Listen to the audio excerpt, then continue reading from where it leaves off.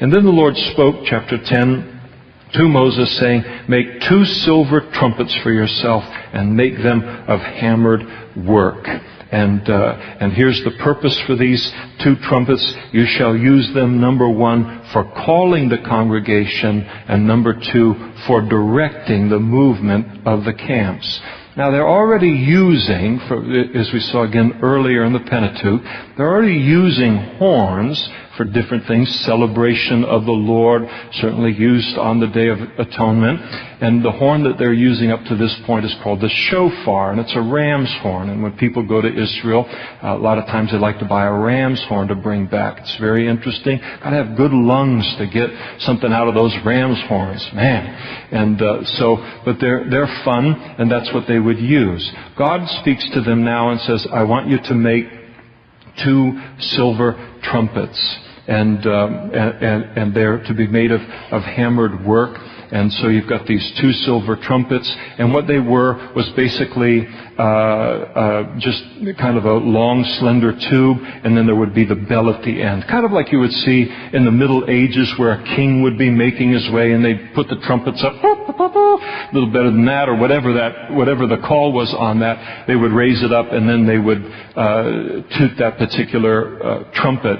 Only these trumpets, according to Josephus, related to this, he says that these trumpets were in the 18-inch variety. So just about 18 inches, not too big, and they would be used for the purpose that he lays out here. No any kind of, those of you who, none of these, this doesn't go on the tape very well. But there was, it was like a bugle. You just had to blow it, and your signals would be differentiated on the basis of pitch or the length of the blowing of it, intermittent of the sounds and all, but you couldn't make different sounds with those buttons. What's the real word for those? What are they? Okay, wait a second. Valves? Is that what I heard? Valves is what they are? Man, you guys are so cultured and educated. What am I doing here, Lord? So the valves have been rescued again by your people. So the valves, these didn't have any valves. So no one will ever forget that for the rest of their lives. So the purpose for it, for the calling the congregation and for directing the movement of the camps. 3 million people. That's a big camp. So you can't have Moses or Aaron saying, "All right, head on up, move out." Your voice would just die 30 people in. You still got, 2,990,987 people to reach on things. So you had to have a way to get everybody's attention that something was happening, and then you had to direct them now. And that's what these things were used for, because the sound could really carry throughout the camp, especially in that desert air, would really carry out there. And so the Lord wanted them just to move decently and in order. God is a God of order. And so these trumpets would sound. And what would happen is Moses and Aaron would wake up in the morning, doubtless early each morning. They'd look and they'd see if the cloud was moving. And if the cloud was moving, someone would then blow the trumpet to then tell the rest of the camp, "We're moving out today." And so then they start to break down the tabernacle, get it ready. The tribes would get in their place then to continue their journey. So it was a means of communication.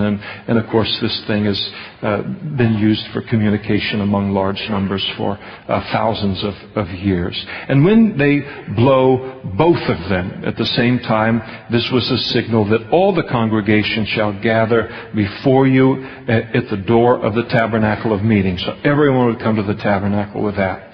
But if they blow only one, then only the leaders, the heads of the division of Israel, they would gather to Moses and to Aaron. When you sound the advance, time to head them up and move them out, The camps that lie on the east side shall begin their journey when you sound the advance the second time. Then the camps that lie on the south side shall begin their journey, and they shall sound the call for them to begin their journeys. And it doesn't speak of the west and the north, but it's obvious there's a progression there. And when the assembly is to be gathered together, you shall blow, but not sound the advance.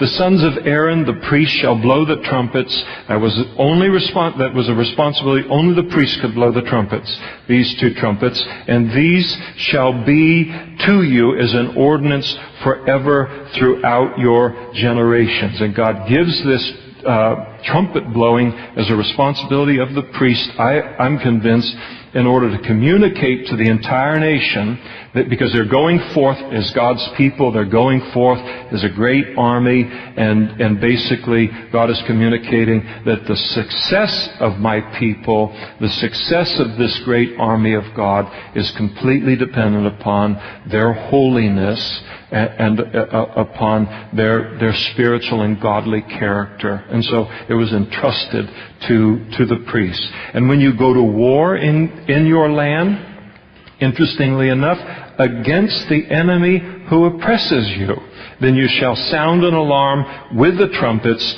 and you shall be remembered before the Lord your God, and you shall be saved from your enemies. Now, this is interesting. A lot of wars go on around Israel today, isn't it? So every day, typically on an average day, I'll click onto the Jerusalem Post and see what is happening in Israel a little bit. Just read the headlines about what's going on, and every day it's more rockets and into Ashkelon and down into the area down in the wilderness and towards Gaza and all the different things that they deal with.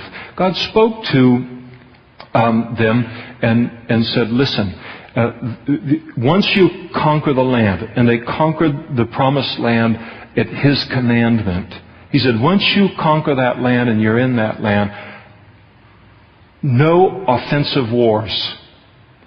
You are free to raise up your arms and to fight against people who are oppressing you, who are threatening your existence.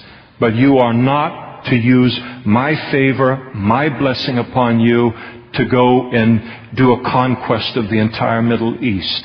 He didn't want that with them. And it's interesting how you watch their history all the way through to today. When David enlarged the kingdom, the nation of Israel to its largest in its history, he never initiated a war. It was always one of the surrounding nations that came and tried to defeat Israel or to kill their people. He would then raise up the army, go out. God would remember them, as He said in the passage here. He would then go out and defeat them, and then they would become subservient to the nation. But there was never a thing of, let's go, conquer Edom, or let's go conquer Damascus, just so we can have more stuff to sell in our markets. There was none of that. And even to this day, you watch the nation of Israel. They're faithful to this. They're not out there trying to take over Jordan or take over, even Gaza. They've given it back. They're not trying to take over Lebanon or take over Egypt and all. They're really faithful to stay true to God in this, and it's commendable in them that their wars would not be offensive wars on their part, but only wars that they're drawn into, provoked in order to deal with some oppression by their neighbors. And so there was to be that limitation on war. And also, on the day of your gladness, so these trumpets were to be blown, in addition to all of the other worship and the songs and the instruments and the shofars that were being blown during the appointed feasts and all of these celebrations and feasts of the holy days. At the beginning of your months, you shall blow the trumpets over your burnt offerings and over the sacrifices of your peace offerings, and they shall be a memorial for you before the Lord. I am the Lord your God. Now it came to pass on the 20th day of the second month in the second year that the cloud was taken up from above the tabernacle of the testimony. Martha, I mean, how exciting. This is a verse in the Bible. Put yourself in their place. So they got all these things, all these final details taken care of, and then on this day they wake up and the cloud starts to move. Everything that we've been prepared for, God's alive, He's moving, He's leading us now to the promised land. Wow, what an exciting verse. Verse 11 is. Let me just do a little dance for you, interpretive dance, to give you a sense for the... You will never see that. You'll never see that from a Scot. Just isn't going to happen. Now, the Irish in me wants to, but the Scot always wins out. So the excitement here, and the children of Israel set out from the wilderness of Sinai on their journey. So here we go. And then the clouds settled down in the wilderness of Paran. And so they started out for the first time according to the command of the Lord by the hand of Moses. And the standard of the camp of the children of Judah set out first according to their armies. Over their army was Nashon, the son of Amminadab. Over the army of the tribe of the children of Issachar, verse 15, was Nathaniel. Over the army of the tribe of the children of Zebulun, Eliab.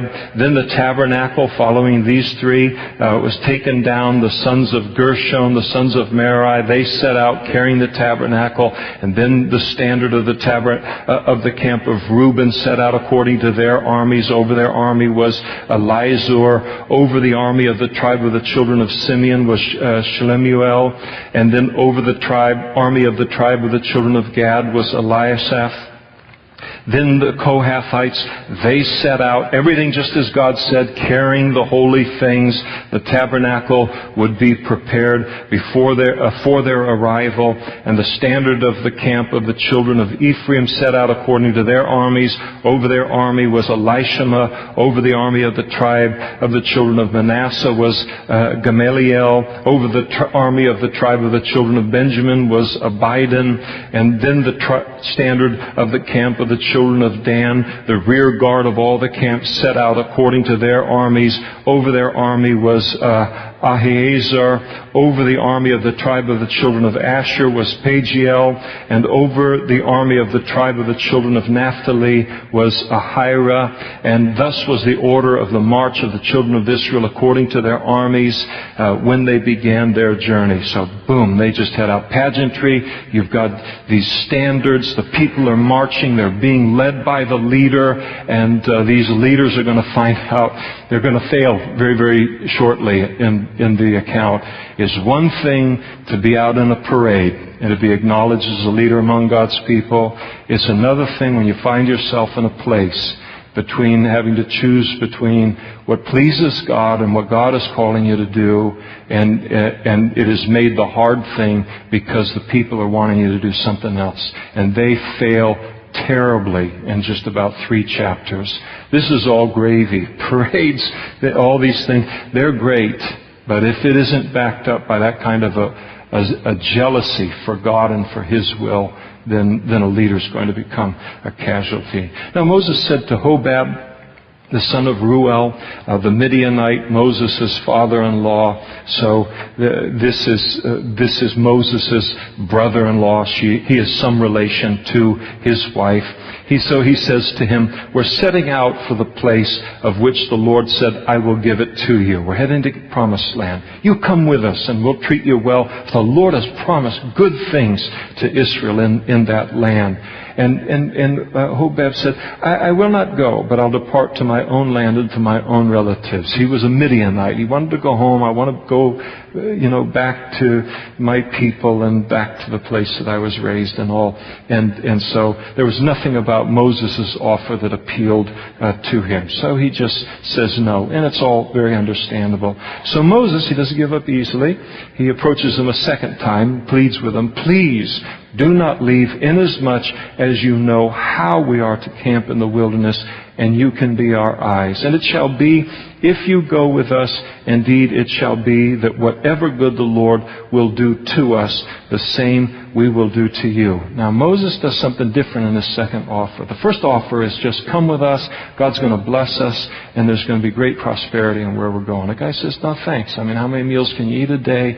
And I don't need a new car, and I got a good Honda Accord with only 13,000 miles on it. I'll die before I need another one. So he doesn't really, that entices him. But when, see, it's all there in the Bible. It's you think it's not, but, so what he does then in the thing is he comes back and says basically to him, listen, we need you. You know this desert, you know this area, and you know how we can set up the camp here. And with that, it appears from what we know in Judges and elsewhere in the Bible that Hobab then, on the basis of that offer, did agree to follow Moses and to be an assistance to the children of Israel in their journey to the Promised Land. Now, people look at Moses here. I am just about done, by the way. So we won't order in any pizzas tonight. But people look and say, was this a mistake on Moses' part? God had said he would lead them. So what is he doing trying to, have Hobab get involved in all of this? So they view it as a great mistake on Moses' part. I don't necessarily view it that way. And people are evenly split over the issue. I don't think, obviously, Moses isn't asking Hobab to do what the Lord has promised to do. Come in and lead us as a people. He's not asking for that. What he's asking, and the word is very important in verse 31, please do not leave inasmuch as you know how, and that's the word. We're not asking you to lead us where. We're not talking about where, and we're not talking about when, Hobab. It's when we have the where and the when from the Lord, and this is the place that we're going to set the camp up. You're familiar with the terrain. You can tell us how to do this. Set up, the camp's supposed to be in a certain way, but you can tell us whether there's a problem with tarantulas in this area, or you have to be careful of this thing or that kind of a thing. Heads up on this as you set things up because you can't drive the stakes as far in this area. And all. You can be a help on the how, and that's all he was asking for on that. And Moses is not condemned in any way in the passage for making this request. So I leave it to you to decide for yourself related to that. And so they departed, verse 33, from the mountain of the Lord on a journey of 3 days. Their initial journey was 3 days, and the ark of the covenant of the Lord went before them for 3 days' journey to search out a resting place for them. And the cloud of the Lord was above them by day when they went out of the camp. And so it was whenever the ark set out in the morning that Moses would cry out before they started to leave the camp, rise up, O Lord, let your enemies be scattered, and let those who hate you